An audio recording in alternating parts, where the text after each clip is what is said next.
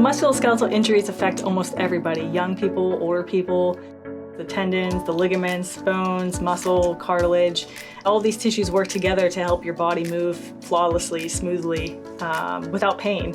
When you think about repairing one of these damaged tissues, you have to take into account how the other tissues are going to be affected because they're all connected. And by repairing these tissues when they're injured, at the time of injury, it's going to be the best case scenario. I think there's a lot of challenges. You're dealing with a lot of different kinds of injuries, repetitive versus a more acute type of injury, and integrating into a moving system. That's, I think, also a challenge, is how do you fix something as it's working. The musculoskeletal program at the HSCI is really strengthened by the fact that we have labs working on all these different tissues and also collaborating together and trying to look at how an effect in one tissue could affect the others, and then also treating one, how that could be beneficial to treating the others. Our approach to making cartilage tissues is based on developmental biology, and that's why I think that we make the best articular cartilage tissues for implantation.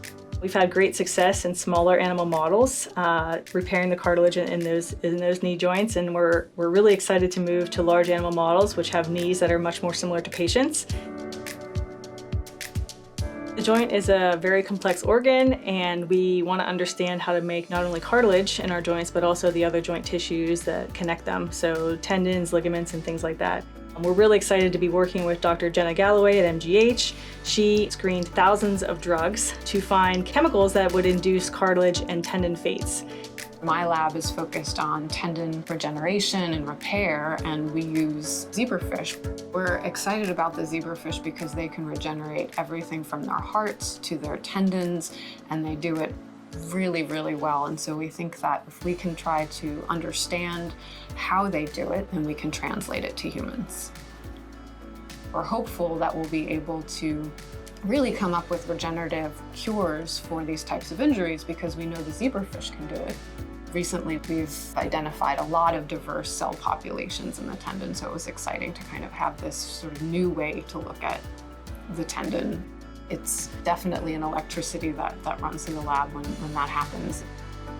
So the Musculoskeletal Disease Program has given us an opportunity to connect with all of these world-class scientists, engineers, not only with Jenna in the tendon program, but also others in the bone and osteoarthritis field. We have great complementary expertise, and so I think that the Harvard Stem Cell Institute Musculoskeletal program definitely put that in place for us. The HSCI is a great umbrella group that all of the regenerative biology stem cell labs at all the hospitals and the main universities are a part of. So it's a great sort of central node for the labs to kind of learn what each other is doing, to collaborate, and they also are, a really important financial supporter of a lot of early stage research, and we're all very thankful for the support.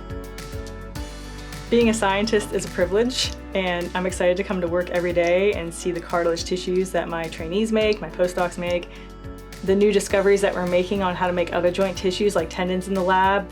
I can't stop my lab from working so hard and devoting all of their effort to doing this because they're also as excited as I am. We're ready to go into patients. In order to really make big leaps, you have to invest in very early stage, very innovative ideas that are the ones that are going to make an impact.